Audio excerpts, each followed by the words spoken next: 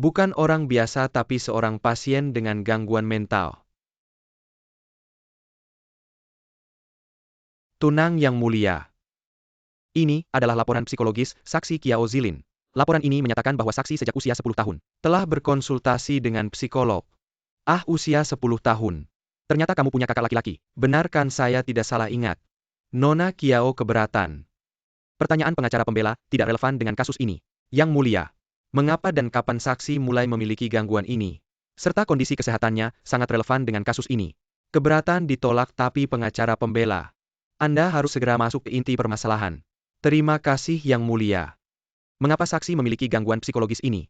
Karena saat saksi berusia 9 tahun, dia melihat langsung kakaknya terseret ombak. Dan dia berdiri di tepi pantai tanpa bisa berbuat apa-apa. Kematian seseorang yang sangat dekat. Dia telah berkonsultasi dengan psikolog selama lebih dari 10 tahun. Dan pada saat kejadian, saksi sekali lagi melihat langsung kerabatnya ditembak. Dan dia sendiri sekali lagi mengalami tekanan yang cukup untuk membuatnya mengalami gangguan mental. Pada saat itu kondisi mental dan pikiran saksi telah berada dalam keadaan yang sangat kacau.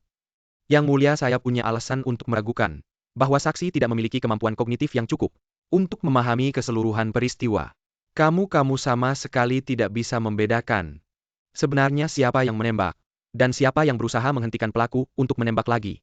Benarkan? Sementara itu, kamu melihat pamanmu ditembak. Persis seperti saat itu, ketika kamu melihat kakakmu terseret ombak. Kamu merasa bersalah, kamu merasa tidak berguna. Sangat ingin melakukan sesuatu untuk menebusnya. Jadi kamu sama sekali tidak bisa melihat siapa yang sebenarnya menembak. Kamu hanya ingin segera menghukum seseorang. Sebagai bentuk pengabdianmu untuk pamanmu. Agar hatimu merasa lebih tenang. Dan klien saya hanya saja kurang beruntung. Dalam situasi dua pilihan dia yang kamu pilih. Benarkan bukan? Tidak tahu, jangan tanya lagi. Jangan tanya saya lagi. Zilin tenang. Yang Mulia, saya minta sidang ditunda sementara. Saya menerima permintaan Anda. Mengingat saksi sangat tidak stabil secara emosional. Saya umumkan sidang ditunda sementara. Dilanjutkan nanti, baik.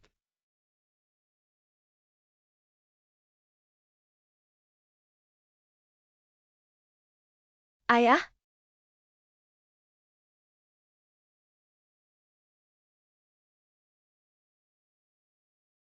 Grup Shenyang sebelumnya dikepung oleh polisi. Dua pemimpinnya Xiongyi dan Xiongyong, saat melarikan diri dari kejaran polisi terlibat baku tembak dengan polisi. Keduanya tewas di tempat. Aduh.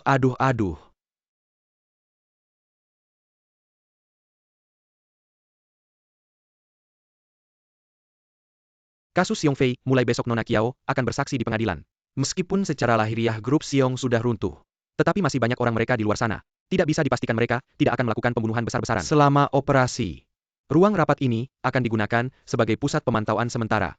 Saya akan memantau di sini sepanjang waktu. Momen penting ini, apapun bisa terjadi. Semua orang harus fleksibel ya, Pak. Xiong Fei ini benar-benar gila. Sudah ditahan. Masih bisa mengendalikan orang di luar untuk membuat keributan. Baiklah Tuan Qiao. Saya akan pergi keluar dan memberitahu semua komunitas. Jika ada sesuatu yang mencurigakan, segera beritahu saya. Kakak saya sudah membuat kopi kotoran kucing Tuan Qiao kecil. Kalian berbicara, saya akan masuk lagi nanti. Masih membahas kasus Xiong Fei. Saya pergi dulu Tuan Qiao. Kakak kalian benar-benar selesai berbicara. Saya tidak harus hadir, haha. Kamu yang bilang kita saudara seumur hidup. Apa semuanya harus dibicarakan? Tetapi hal-hal kecil seperti ini tidak perlu. Tetapi apa yang terjadi dengan Sao Liang tidak cuci muka. Muka sudah terlihat. Hei, sekarang bukan waktunya untuk bercanda. Kasus ini mulai besok. Zilin akan ke pengadilan.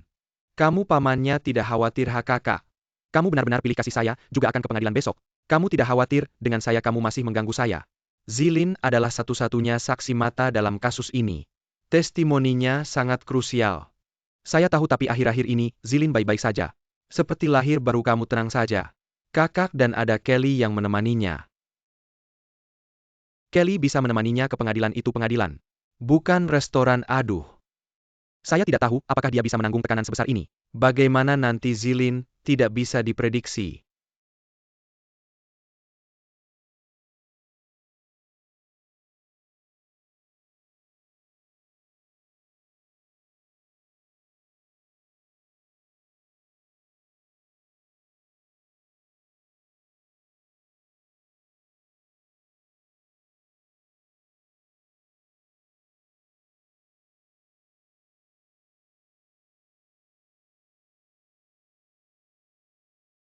Tenang Pak Kiao, kondisi Zilin sangat stabil.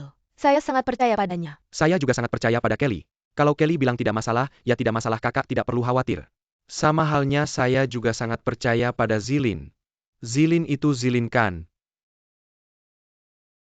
Ya?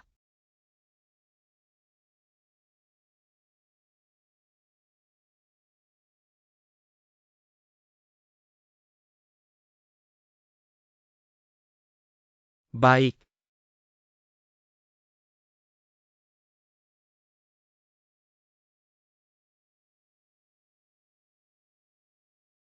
Terdakwa mohon berdiri. Terdakwa Xiong Fei. Dituduh pada tanggal 20 Oktober tahun ini. Membunuh pria asing David Linton Jones. Dan berniat membunuh pria berkebangsaan Cina Qia Jianghe.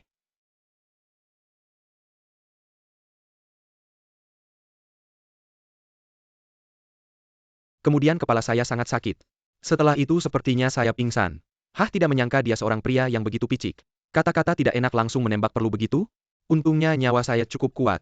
Terima kasih Yang Mulia, saya sudah selesai. Memanggil saksi kasus ini Kiao Zilin.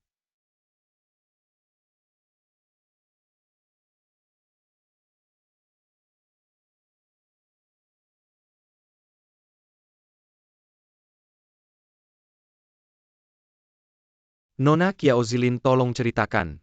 Pada hari kejadian pukul 6 sore, Anda berada di mana, sedang melakukan apa? Hari itu saya selesai berlatih di orkestra. Kemudian menyetir pulang sendiri. Kira-kira pukul 6. Saya sampai di depan pintu gerbang rumah saya. Di depan pintu gerbang rumah Anda itu, tempat kejadiannya kan? Ya? Nona Chiao. Bisakah Anda ceritakan apa yang Anda lihat saat itu? Saya melihat paman saya sangat mabuk. Berjalan sempoyongan masuk ke pintu gerbang besi rumah. Kemudian, saya melihat seseorang membawa pistol mengikuti paman saya. Lalu orang itu mengarahkan pistol ke paman saya. Paman yang Anda sebutkan itu adalah korban dalam kasus ini, Qia Jianghe kan? Kemudian apa yang Anda lihat? Setelah itu orang itu menembak paman saya. Kemudian paman saya terbaring di tanah. Apakah Anda bisa mengenali orang yang menembak paman Anda? Yaitu korban dalam kasus ini, Qia Jianghe. Bisa. Apakah dia sekarang berada di ruang sidang ini? Tolong tunjukkan dia.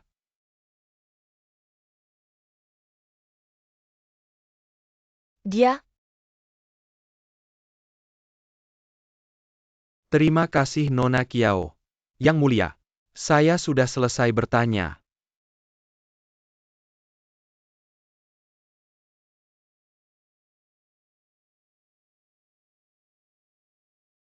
Bagaimana penampilan Zilin saat memberikan kesaksian? Sangat baik, dia sangat tenang. Bahkan tadi dia berani langsung menunjuk pelakunya. Sudah kubilang Zilin, kamu pasti bisa. Kamu hebat ya. Tadi benar-benar bagus. Tapi nanti saat pengacara pembela bertanya padamu, lakukan saja seperti tadi. Silakan pengacara pembela mulai. Nona Kiao, berdasarkan kesaksianmu, pada saat kejadian, apa kamu melihat klien saya dan korban? Dan ada orang lain di sana? Ada. Bisakah kamu menjelaskan lebih detail? Setelah paman tertembak, pelaku sepertinya ingin menembak lagi. Pada saat itu, tiba-tiba ada seseorang yang berusaha mencegahnya. Kemudian mereka berdua saling tarik-menarik. Lalu aku mendengar suara tembakan lagi. Tapi tembakan itu mengenai orang lain. Saat itu kamu duduk di dalam mobilmu sendiri. Bagaimana dengan waktu kejadiannya? Kira-kira jam 6 sore. Matahari baru saja terbenam. Dan lokasi kejadiannya juga termasuk kawasan perumahan yang sepi. Tidak banyak lampu jalan. Kamu hanya duduk di dalam mobilmu sendiri. Pandanganmu pasti agak terhalang. Dalam cahaya yang redup seperti itu, kamu tidak bisa melihat dengan jelas siapa yang menembak. Tidak, aku melihatnya dengan jelas. Yang menembak bukan klien saya. Kamu salah lihat. Bukan. Yang menembak adalah dia. Dia sebenarnya. Yang menembak adalah sopir klien saya. Orang yang kamu sebutkan ingin mencegah pelaku menembak korban lagi. Justru adalah klien saya. Yang menembak bukan dia. Kamu salah orang, Nona Kiao, bukan? Bukan seperti itu. Keberatan. Yang dikatakan pengacara pembela hanyalah spekulasi sepihak. Tidak ada dasar fakta. Pasti ada dasarnya. Klien saya sang sopir sudah mengakui segalanya dalam pernyataannya. Karena dia sangat marah dia melihat korban Qia Jianghe menghina klien saya Xiong Fei. Jadi dia sangat marah. Mengambil senjata dan menembak korban. Ada saksi hidup. Dan juga pernyataan tertulis. Mendukung Yang Mulia Hakim. Kesimpulan yang saya buat tadi pasti masuk akal. Keberatan ditolak. Pengacara pembela Anda bisa melanjutkan. Terima kasih Nyonya Kiao. Anda melihat paman Anda ditembak saat itu. Bagaimana perasaan Anda? Saya sangat takut saat itu. Tentu saja. Orang biasa pasti takut melihat kejadian seperti itu. Tapi saksi Anda bukan orang biasa. Anda adalah pasien dengan gangguan jiwa. Tunang Yang Mulia Hakim. Ini adalah laporan psikologis saksi Kiao Zilin. Laporan menyatakan bahwa saksi sejak usia 10 tahun telah berkonsultasi dengan psikolog. Oh, usia 10 tahun. Ternyata Anda juga punya kakak laki-laki. Benar saya tidak salah ingatkan. Keberatan Nyonya Kiao. Pertanyaan pengacara pembela tidak relevan dengan kasus ini. Yang Mulia Hakim. Mengapa dan kapan saksi mulai memiliki penyakit ini? Serta kondisi kesehatannya sangat relevan dengan kasus ini. Keberatan ditolak. Tapi pengacara pembela Anda harus segera masuk ke inti masalah. Terima kasih Yang Mulia Hakim. Mengapa saksi memiliki penyakit psikologis ini? Karena saksi pada usia 9 tahun. Melihat kakaknya terseret ombak. Dan dia berdiri di tepi pantai tanpa bisa berbuat apa-apa. Kematian orang yang sangat dicintai. Dia telah berkonsultasi dengan psikolog selama lebih dari 10 tahun. Dan pada saat kejadian, saksi sekali lagi melihat keluarganya ditembak. Dan dia sendiri sekali lagi mengalami tekanan yang cukup membuatnya stres berat. Kondisi mental dan pikiran saksi saat itu telah berada dalam keadaan yang sangat kacau. Yang Mulia saya punya alasan untuk meragukan. Saksi sama sekali tidak memiliki kemampuan kognitif yang cukup. Untuk memahami keseluruhan proses kejadian. Anda sama sekali tidak bisa membedakan siapa yang sebenarnya menembak, dan siapa yang berusaha menghentikan si pembunuh untuk menembak lagi. Benar bukan? Sementara itu Anda menyaksikan paman Anda tertembak. Sama seperti dulu. Anda menyaksikan kakak Anda tersapu ombak besar. Anda merasa bersalah merasa diri Anda tidak berguna. Sangat ingin melakukan sesuatu untuk menebusnya. Jadi Anda sama sekali tidak bisa melihat siapa yang sebenarnya menembak. Anda hanya ingin segera menghukum seseorang. Seolah-olah itu adalah sesuatu yang bisa Anda lakukan untuk paman Anda. Agar hati nurani Anda merasa lebih baik. Dan klien saya hanya tidak beruntung. Dalam situasi pilihan dua Anda memilihnya. Benar bukan? Tidak tahu jangan tanya saya lagi. Jangan tanya saya lagi. Zilin tenang. Yang Mulia saya meminta pengadilan untuk ditunda sementara. Saya menerima permintaan Anda. Mengingat saksi dalam keadaan emosional yang sangat tidak stabil, saya memutuskan untuk menunda sidang sementara. Dan melanjutkannya nanti.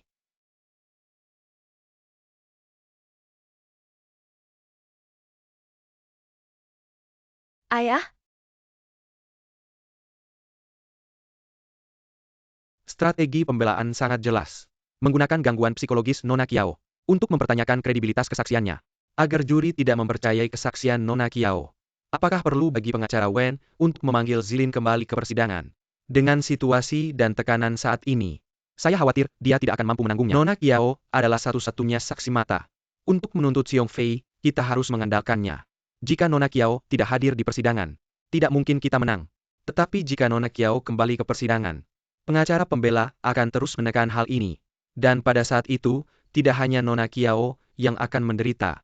Juri juga tidak akan mempercayai kesaksiannya. Dan kita akan kalah lagi. Saya adalah psikiater Zilin. Saya bisa memberikan laporan evaluasi psikologis terbaru Zilin. Membuktikan bahwa kondisi psikologisnya benar-benar stabil sebelum kejadian. Evaluasi psikologis tentu penting. Terapi yang paling penting adalah penampilan saksi di persidangan besok. Oh ya, bagaimana kabar Nona Kiao sekarang? Secara lahiriah, tidak ada apa-apa, kemarin pulang langsung tidur. Dari tadi malam sampai sekarang belum keluar kamar. Tuan Kiao jangan khawatir asalkan kita memberikan Zilin ruang yang cukup. Dia pasti akan cepat tenang. Meskipun kita tidak memberinya tekanan, dia sendiri akan memberi tekanan pada dirinya sendiri. Nanti kalau di pengadilan terlalu memaksakan diri, aku takut dia akan breakdown. Tuan Kiao harus paham kamu adalah tumpuan semangat Zilin. Jadi kamu tidak boleh gugup, karena kegugupanmu akan mempengaruhinya.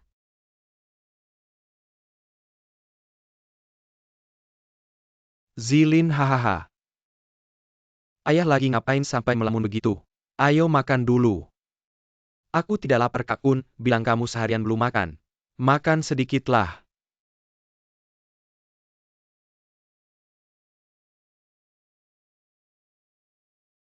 Ayah? Aku tahu ayah khawatir aku besok di pengadilan tidak bisa menghadapi. Tapi ayah jangan khawatir, aku sudah siap mental. Tidak akan seperti kemarin. Ayah percaya 100% padamu. Aku tahu kamu pasti bisa, ayo sudah ya. Aku tidak akan ganggu ayah baca buku. Tapi jangan baca sampai larut malam ya Hem.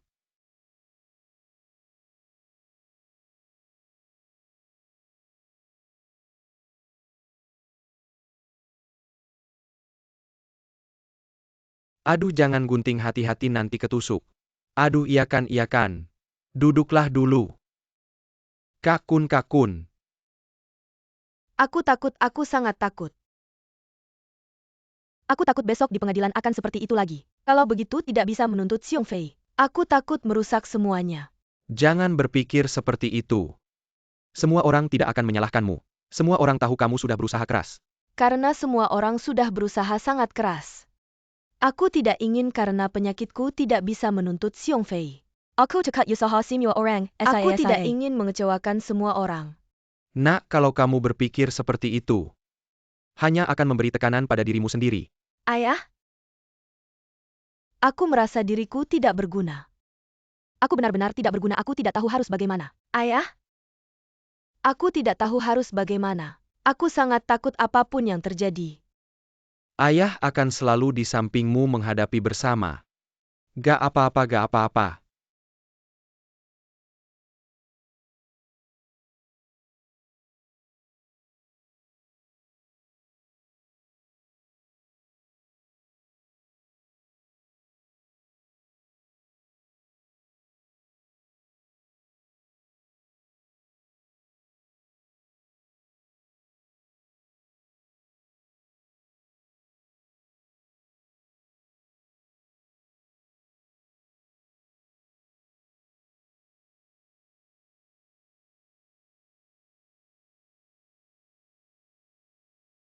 Kukira kamu jago main alat musik. Ternyata lebih jago main senjata rahasia. Aku terlalu keras makanya gagal. Main cello harus sekeras itu ya? Atau lagi ada pikiran gak fokus makanya gagal? Khawatir besok sidang ya? Aku merasa diri ini gak berguna. Aku tahu kesaksianku sangat penting. Tapi aku malah gak bisa bantu. Malah bikin semua orang khawatir aku benci diri ini. Mending aku cerita kisahku ke kamu. Waktu kecil rumahku kebakaran. Waktu itu aku lihat ayah ibu terbaring di lantai. Aku panggil-panggil tapi mereka gak bangun-bangun. Waktu itu aku sudah tahu mereka meninggal. Tapi aku sangat takut. Gak tahu harus ngapain, cuma bisa nangis terus. Api semakin mendekat. Di saat itulah Om tetangga datang menyelamatkanku. Menggendongku turun lewat pipa air. Tapi sampai di jalan pun aku masih takut. Masih terus menangis. Lalu om itu tepuk kepalaku 2 kali. Bilang ke aku, kamu laki-laki. Harus bertahan. Kayak mantra aja. Setelah itu aku benar-benar gak takut lagi. Benar-benar bertahan, sampai sekarang pun masih bertahan. Dalam hidup ini pasti banyak rintangan yang harus dihadapi. Tapi jangan sampai kita takut sendiri, harus percaya diri. Katakan pada diri sendiri untuk bertahan. Waktu aku masuk panti asuhan lihat anak-anak lain gugup. Takut aku selalu pakai jurus ini. Selalu berhasil, kamu sudah besar. Harus bertahan. Kamu anggap aku anak kecil ya? Ngapain mikir banyak-banyak, pokoknya ingat satu kalimat. Harus bertahan.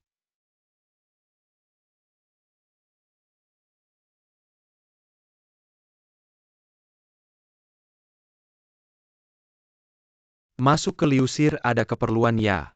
Wei Chen, hari ini adalah terakhir kali Nona Qiao bersaksi di pengadilan. Semuanya sudah diatur belum? Sudah diatur. Bao Tai dan yang lain sudah siap berangkat, aku juga akan segera menyusul. Ada masalah apa ya begini? Pak Qiao berpikir setiap kali Nona Qiao dalam bahaya, kamu selalu bisa melindunginya. Dia berpikir dengan kehadiranmu di sisi Nona Qiao, bisa memberikan rasa aman pada Nona Qiao. Makanya hari ini, Nona Qiao, tetap bersaksi di pengadilan. Pak Kiao berharap Anda bisa berada di dalam pengadilan. Dia pikir ini bisa menenangkan perasaan Nona Kiao. Membuatnya tenang saat memberikan kesaksian.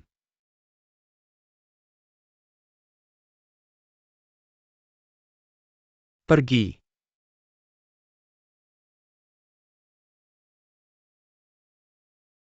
Yang Mulia Hakim, saya ingin sebelum saksi memberikan kesaksian lagi, kepada Yang Mulia Hakim dan para juri, menyampaikan laporan penelitian dari Asosiasi Psikologi Terkemuka Dunia, yang diterbitkan awal tahun ini. Dan laporan ini menunjukkan, di masyarakat saat ini, 1 dari 5 orang dewasa, mengalami gangguan psikologis dengan tingkat yang berbeda-beda. Artinya, gangguan psikologis sangat umum di masyarakat. Sama seperti flu biasa. Asal mendapatkan perawatan yang tepat, bisa sembuh total. Yang Mulia Hakim izinkan, saya menyampaikan laporan lain. Laporan ini adalah penilaian psikologis Nona Kiao Zilin, selama beberapa tahun terakhir, yang ditulis oleh psikiaternya. Isinya menunjukkan, Nona Kiao, setelah mendapatkan perawatan yang tepat, gangguan psikologisnya sudah sembuh total. Oleh karena itu, pihak pembela meragukan kesaksian saksi karena gangguan psikologis mempengaruhi penilaian. Hanya dugaan dari pihak pembela. Sama sekali tidak sesuai dengan fakta. Laporan ini memberitahu kita, Nona Kiao memiliki kemampuan penilaian dan kognitif yang normal. Merupakan saksi yang benar-benar bisa dipercaya. Nona Kiao, hari ini kondisi Anda terlihat baik. Laporan ini menunjukkan gangguan psikologis Anda adalah gangguan stres pasca trauma. Saat gangguan psikologis Anda kambuh, Anda sangat cepat pergi ke tempat yang ramai, bahkan sangat takut berinteraksi dengan orang asing. Karena ini akan membuat Anda merasa tegang. Benar bukan? Yang Mulia Hakim, saya keberatan dengan pertanyaan pengacara pembela. Karena laporan menunjukkan saksi sudah sembuh total. Yang Mulia Hakim, pihak pembela hanya ingin memastikan saksi memiliki kemampuan penilaian dan kognitif yang normal. Memastikan klien saya mendapatkan pengadilan yang adil. Keberatan tidak diterima. Saksi silakan jawab pertanyaan. Terima kasih.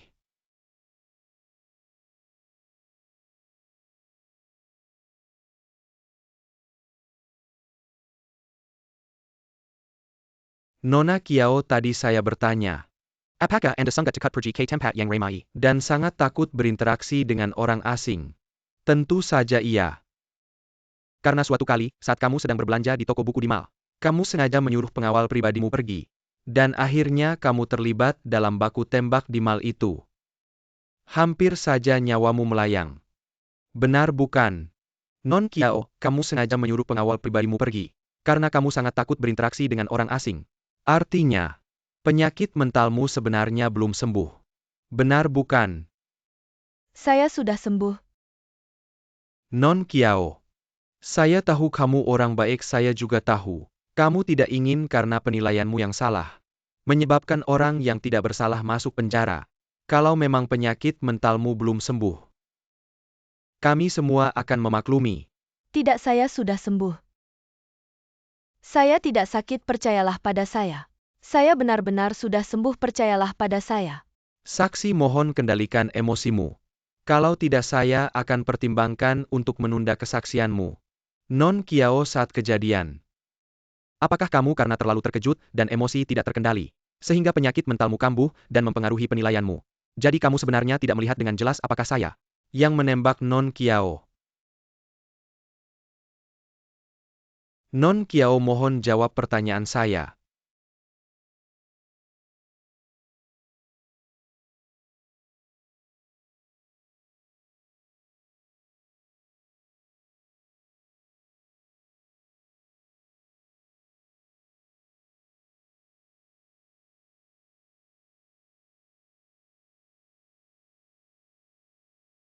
Non Kiao, mohon jawab pertanyaan saya.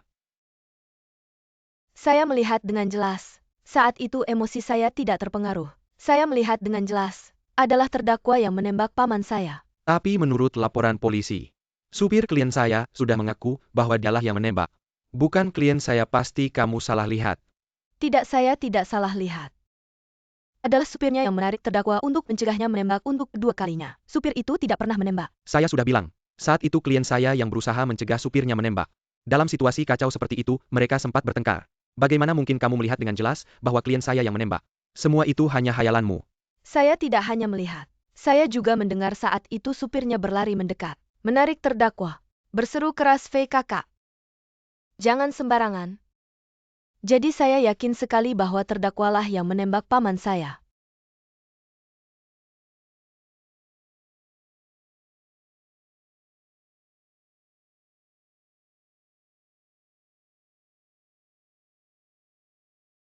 Setelah berunding juri, sepakat memutuskan. Xiong Fei bersalah atas tuduhan pembunuhan dan pembunuhan tidak sengaja. Pengadilan secara resmi menjatuhkan hukuman. Terdakwa Xiong Fei dinyatakan bersalah atas tuduhan pembunuhan dan pembunuhan tidak sengaja. Dihukum penjara seumur hidup sesuai hukum. Hakim, apa ini kamu ngerti hukum gak sih? Hakim, apa ini brengsek kamu brengsek?